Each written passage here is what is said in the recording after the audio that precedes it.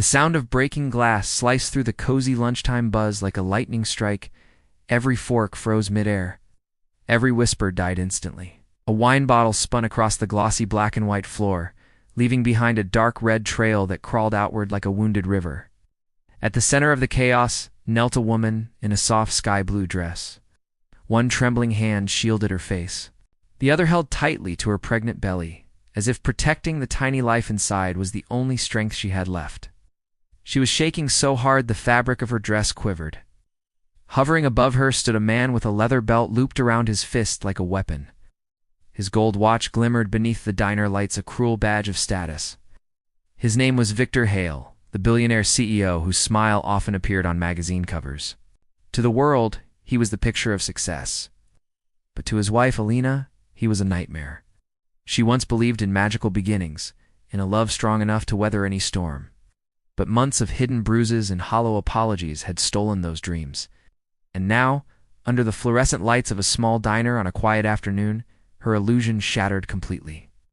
Victor's voice was low and venomous, dripping with an arrogance that filled the small space.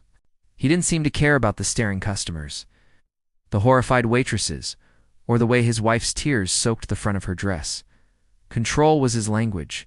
Fear was his tool. The room was full, yet painfully silent. It was a strange, heavy quiet. Some customers quickly looked away, pretending to be absorbed in their half-eaten meals. Others watched, their faces a mixture of shock and guilt they didn't know how to act on. A thick cloud of shame hung in the air, not hers, but theirs, everyone's. Alina tried to rise, gripping the edge of a booth for support. Her knees scraped against the cold, unforgiving tile. Her breath came out in broken, ragged pieces, like she couldn't get enough air.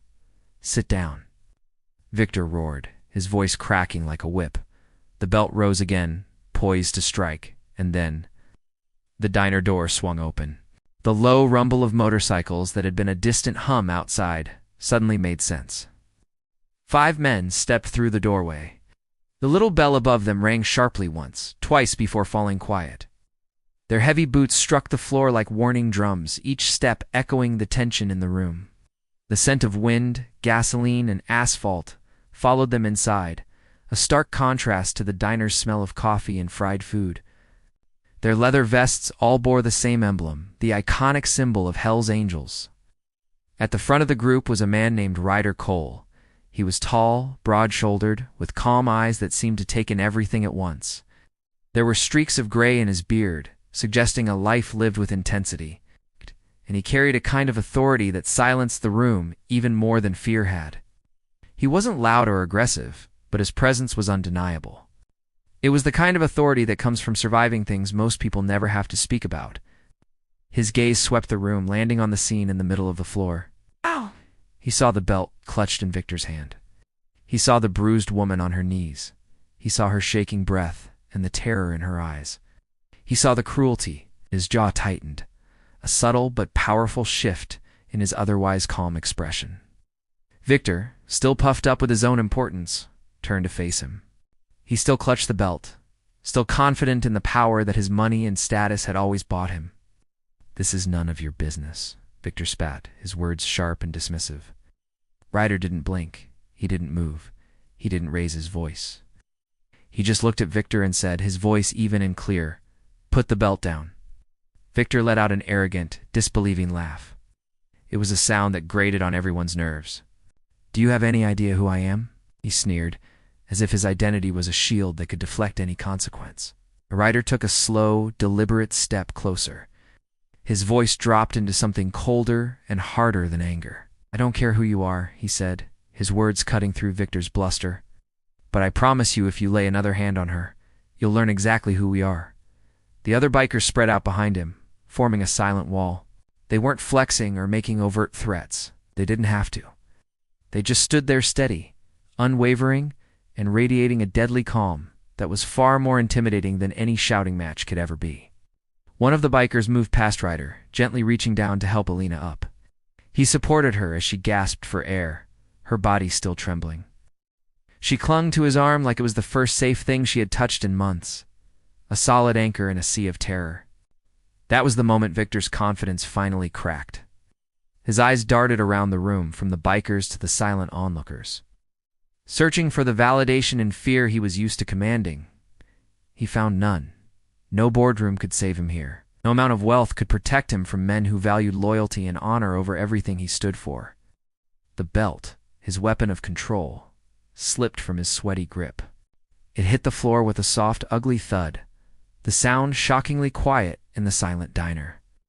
Victor backed away, his face a mask of twisted rage and humiliation. He turned and stormed out of the diner, slamming the door behind him so hard the windows rattled in their frames. The sound rang out like a final, damning verdict. With Victor gone, the suffocating tension in the room began to break. Ryder knelt beside Alina, his demeanor softening. "You're safe now," he said quietly, his voice gentle. Tears streamed down her cheeks, but this time they weren't just from fear. She nodded, a wave of relief washing over her. The waitresses, who had been frozen in place, rushed in with a glass of water and a clean towel, their shaking hands eager to do anything to help. Slowly, the other customers began to return to themselves. Quiet whispers replaced the terrified silence as people processed what they had just witnessed. The bikers didn't make a scene. They didn't brag or posture. They didn't wait for applause or thanks. Their job was done. Ryder stood and looked around the room, his gaze resting on each person. His voice was firm but not accusatory. "If you see something like this," he said, his words carrying the weight of experience, "don't stay silent. Silence protects the wrong person." Then, as calmly as they had entered, the 5 men turned and walked out.